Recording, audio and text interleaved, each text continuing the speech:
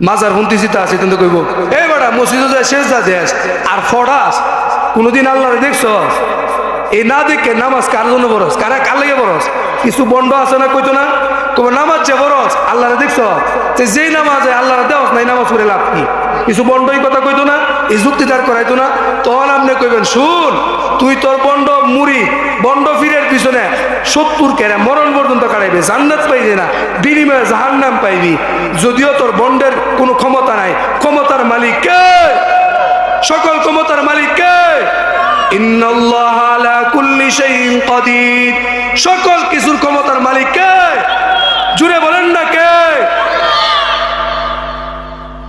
ওই বন্ডরে বলবেন যদিও আল্লাহরে আমি না দিই কিন্তু আল্লাহ তো আমার দেখতেছে, ঠিক কিনা বলেন? আমি যে সেজদা দিতেছি কার পায়ে সেজদা দিতেছি? আল্লাহর কুদরতি পায়ে সেজদা দিতেছি। সুতরাং আমি আল্লাহরে না দেখলো আল্লাহ তো আমার দেখতেছে, ঠিক কিনা বলেন? আমরা এই জন্য আল্লাহর ইবাদত করি, নামাজ পড়ি। নামাজ পড়বো তো ইনশাআল্লাহ। মসজিদ খালি বানায় ভালায় এত রাখলে হইতো না, নামাজ অবরণ লাগবো নাকি?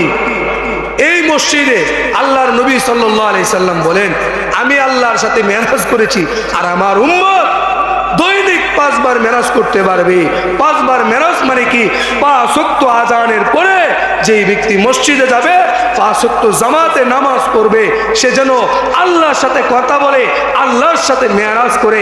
আমি যেভাবে আল্লাহর সাথে কথা বলছি আমার উম্মত সেভাবে আল্লাহর সাথে কথা বলবে। সুবহানাল্লাহ। তাহলে আল্লাহর সাথে কথা বলতে রাজি আছি না নাই?